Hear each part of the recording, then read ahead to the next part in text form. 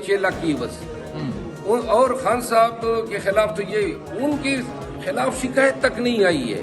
ये दोहरा मयार है प्रोसिक्यूशन का और अदल का।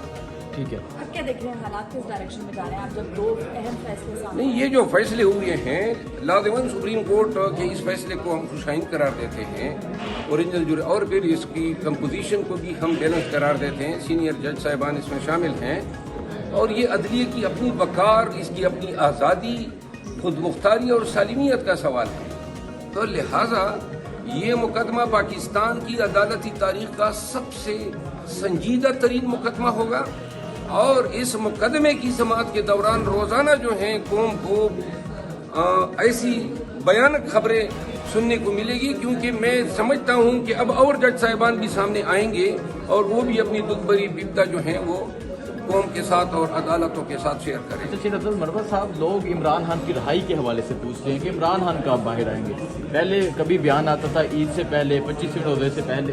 इमरान खान की रहाई के हवाले से क्या खबर? इमरान खान की जो आज ये सज़ा मुअत्तल हुई है, अब एक केस रह गया है इद्दत केस, जिसमें सज़ा मुअत्तली के बाद खान साहब की रिहाई इमिनेंट है। ठीक है, 6 का जलसा 6 अप्रैल को, उस हवाले से क्या कहना चाहेंगे, क्या पैगाम देंगे आप? इंशाल्लाह जलसा हम करने जा रहे हैं। कुछ पार्टी के दोस्तों ने 27वीं रमज़ान के हवाले से कुछ तहफ़्फ़ुज़ात जो हैं वो मुझे पहुंचाइए। खान साहब के साथ कल शेयर करूंगा। खान साहब जो फैसला करेगा उसी के मुताबिक हम आपको आगाह करेंगे। अच्छा, अभी फाइनल। बिस्मिल्लाहिर्रहमानिर्रहीम। सुप्रीम कोर्ट ऑफ पाकिस्तान ने सो मोटो ले लिया और 7 मेंबर बेंच एक बना दी। अगरचे ये खुश आइन बात है, हम इसकी इस वक्त पूरी कौम इसकी तारीफ कर रही है क्योंकि यही इसका तरीका था, लेकिन 7 मेंबर बेंच नहीं होना चाहिए था, फुल कोर्ट बैठना चाहिए।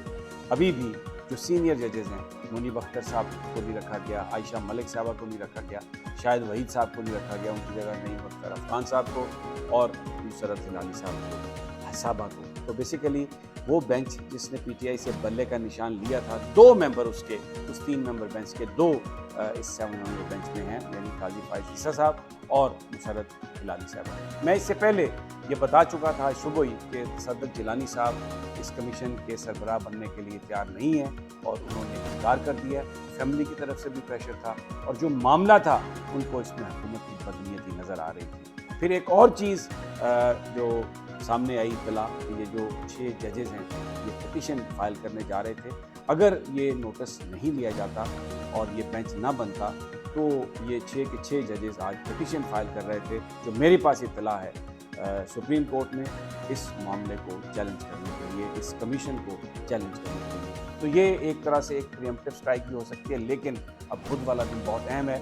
वहाँ पर वकला मुतालबा करेंगे कि फुल कोर्ट इसको सुने और ये जस्टिफिकेशन के जो प्रिंसिपल सीट पर जो जज मौजूद थे उस पर बेंच बना दिया गया, ये आंखों में धूल झोंकने के मुताबिक है। अब लोग किसी बात पर नहीं रुकेंगे सिवाय इसके कि इंश्योर हो कि जुडिशरी के मामलात में मुदाखलत नहीं होगी और ये एजेंसियां और ये जो ब्यूरोक्रेट्स हैं ये जिस तरीके से अपनी मर्जी के इन्होंने फैसले लिए और आज ऐसे लोगों को हुक्मरान बना दिया जिनका कोई हुक्मरानी से जिनका हक ही नहीं बनता, हारे हुए सदर सरदारी हारा हुआ, उसके पास इतने वोट ही नहीं थे।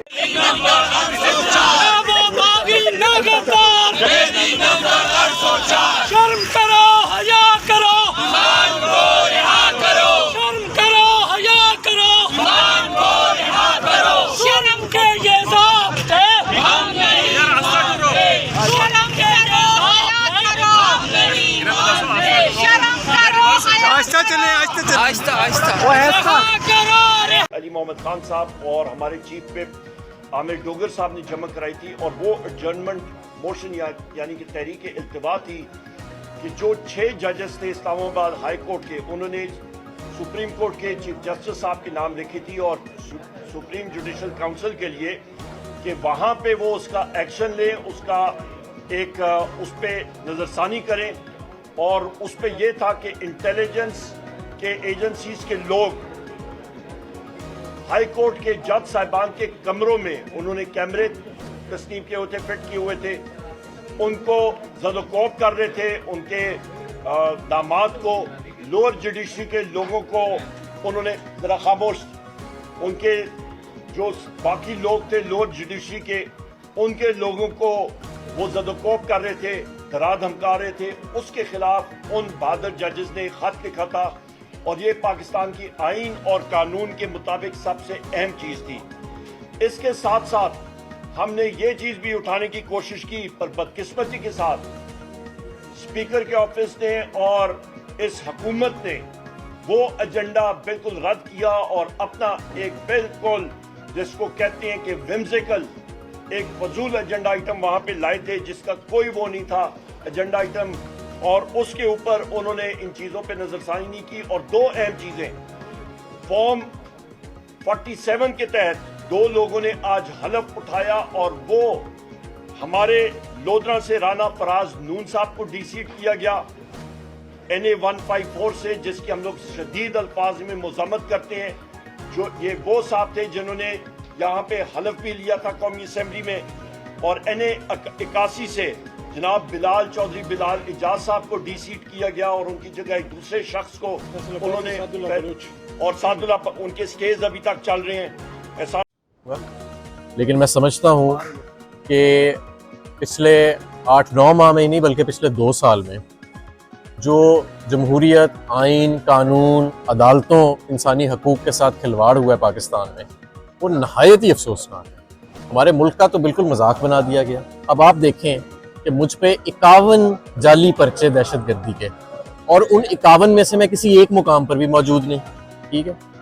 और उसके बावजूद अगर हमारा क्रिमिनल जस्टिस सिस्टम को एक जमात को टारगेट करने के लिए, एक लीडर को गिराने के लिए आप इस हद तक आ गए कि आपने अदलिया को ना छोड़ा, आपने जमहूरियत को ना छोड़ा, आपने कानून को ना छोड़ा, आपने इंसानी हकूक़ को ना छोड़ा, तो ये कि किस नौइयत की हुक्मरानी हो रही है पाकिस्तान के अंदर। लेकिन बहरहाल मैं इस पे अगले 24 घंटे के अंदर एक प्रेस कॉन्फ्रेंस करूंगा और मैं आपके सामने तमाम हकाइक लेके आऊँगा जो मेरे ऊपर जाली इन्होंने केसेस बनाए, जो मेरे पे पिछले 10 माह के ऊपर गुजरी, मेरे घर वालों पे जो गुजरी, और जिस कर्ब से मुझे अपना भी नहीं है, जो हमारे कारकुनों के साथ हुआ, उनके साथ तशद्दुद किया गया, उनके घरों को तोड़ा गया, मेरे घर को भी तोड़ा गया, लोगों के कारोबार तबाह कर दिए आपने, खवातीन के साथ जो सलूक हुआ और इस मुल्क के साथ जो आपने सलूक किया है, इसका कौन जवाब दे? आज आप देखें आपका मुल्क किधर खड़ा है, आपकी अदालतें क्या कह रही हैं, आपके हाईकोर्ट के जजेस क्या कह रहे हैं, दुनिया आपके बारे में क्या कह रही है।